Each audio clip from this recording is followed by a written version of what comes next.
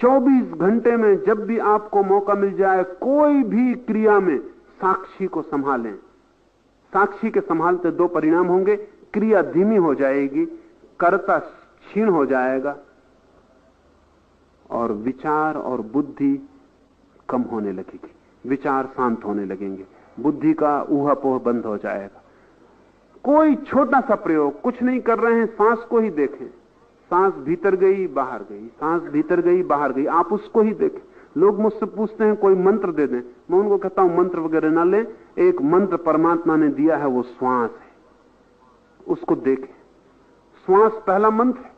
बच्चा पहला पैदा होते ही पहला काम करता है श्वास लेने का, और आदमी जब मरता है तो आखिरी काम करता है श्वास लेने का।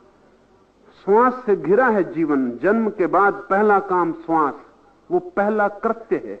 आप श्वास लेके ही करता हुए हैं, इसलिए अगर आप श्वास को देख सकें तो आप पहले कृत्य के पहले पहुंच जाएंगे। आपको उस जीवन का पता चलेगा जो श्वास लेने के भी पहले था, जो जन्म के पहले था। अगर आप श्वास को देखने में समर्थ हो जाएं तो आपको पता चल जाएगा कि मृत्यु शरीर की होगी, श्वास की होगी, आपकी नहीं होने वाली। आप श्वास से अलग है। बुद्ध ने बहुत जोर दिया आनापान सती योग, श्वास के आने जाने को देखने का योग। वो अपने भिक्षुओं को कहते थे तुम कुछ भी मत करो, बस एक ही मंत्र, श्वास भीतर गई इसको देखो, श्वास बाहर गई इसको देखो, और जोर से मत लेना, कुछ करना मत, श्वास को सिर्फ देखना, करने का काम ही मत करना, सिर्फ देखना। आंख बंद कर ली, श्वास ने नाक को स्पर्श किया, भीतर गई भीतर गई, भीतर पेट तक जाके उसने स्पर्श किया, पेट ऊपर उठ गया, फिर श्वास वापस लौटने लगी, पेट नीचे गिर गया, श्वास वापस आई, श्वास बाहर निकल गई, फिर नई श्वास शुरू हो गई। ये वर्तुल, इसे देखते रहना।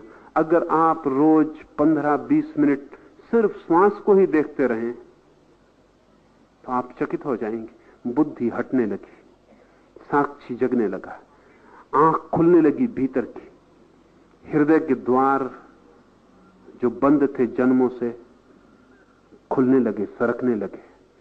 उस सरकते द्वार में ही परमात्मा की पहली झलक उपलब्ध होती। साक्षी द्वार है, बुद्धि बाधा है।